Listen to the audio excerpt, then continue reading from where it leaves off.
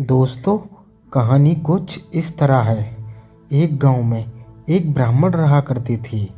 एक दिन ब्राह्मण एक बहुत बड़े सेठ के यहाँ पूजा करने के लिए जाते हैं। वो सेठ ब्राह्मण की पूजा से खुश होकर उन्हें दक्षिणा में एक भैंस देता है। पंडित जी, हम आपकी पूजा से बहुत खुश हैं। आपने हमारे घर में बहुत ही अच्छे से पूजा की है। हम आपकी पूजा से खुश होकर हम दक्षिणा में तुम्हें ये भैंस देते हैं। कृपया करके आप इसे स्वीकार करें। अरे नहीं सेठ जी, इसकी क्या ज़रूरत थी। चलो ठीक है, जब आप नहीं मान रहे हैं तो हम आपकी भैंस को स्वीकार करते हैं। उसके बाद पंडित जी भैंस को अपने साथ लेकर वापस अपने घर लौटते हैं। शाम का वक्त हो गया था। रास्ते में पंडित जी को एक चोर मिलता है। उसे देखकर पंडित जी बोलते हैं, अरे भैया, हमारा रास्ता रोक के क्यों खड़े हो? हमें पहले ही बहुत देर हो चुकी है, चलो हमें रास्ता दो। अरे वाह पंडित, लगता है आज तो दक्षिणा में भैंस मिली है। मोटा हाथ मारा है, लेकिन ये भैंस मेरे साथ जाएगी। तू पतली गली पकड़ के निकल ले। अरे भैया, क्यों मजाक कर रहे हो? हमें पहले ही बहुत देर हो चुकी है, हमें जाने दो। अरे पंडित, तुझे मजाक लग रहा है? मेरे हाथ में ये डंडा दिख रहा है, इससे तेरा सर फोड़ दूंगा। मैं एक चोर हूँ। अरे देखो भाई, आप जो कर रहे हो ये बहुत ही गलत है। आप एक ब्राह्मण के साथ में ऐसा नहीं कर सकते। क्यों रे पंडित, ये क्या किसी पत्रिका में लिखा है? फिर पंडित जी सोचते हैं, ये चोर तो बहुत ही हठी है, ये ऐसे नहीं मानेगा। ये मेरी भैंस छीन कर ही मानेगा।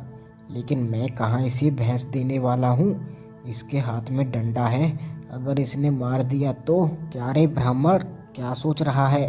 बहुत देर हो गई, अपनी जान बचाकर यहाँ से भाग ले और ये भैंस मेरे हवाले कर दे। मैं ये सोच रहा था कि अगर तुम मुझसे भैंस चुरा लोगे तो तुम्हें बहुत बड़ा पाप लगेगा, क्योंकि मैं एक ब्राह्मण हूँ।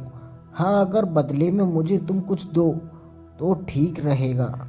अरे पर मेरे पास तुझे देने के लिए धरा ही क्या है? हाँ वो तो है, लेकिन मेरे पास एक उपाय है।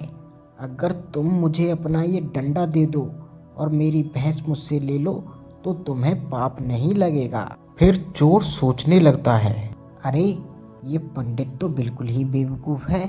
भला इस डंडा से इसे क्या फ़ायदा होगा? ये तो इसे कहीं भी मिल जाएगा, पर मुझे क्या, चलो इसे डंडा दे देता हूँ।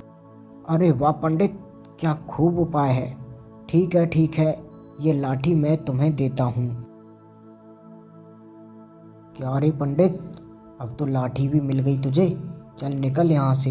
अब निकलेगा तो बेटा तू यहाँ से, और अपनी जान भी तू ही बचा के भागेगा। चल तुझे एक मौका देता हूँ, अपनी जान बचा के भाग ले यहाँ से।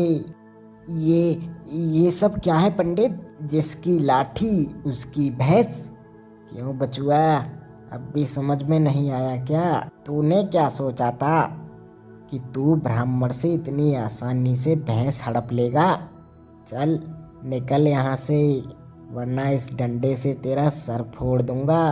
पंडित जी की बात सुनकर चोर बड़ा हैरानी से सोचने लगता है।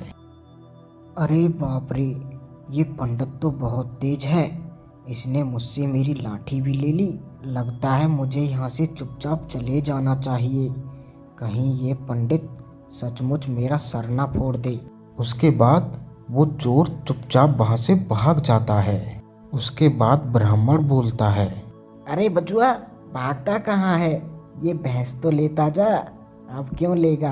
क्योंकि मेरे पास लाठी है। इसी को कहते हैं जिसकी लाठी उसकी भैंस।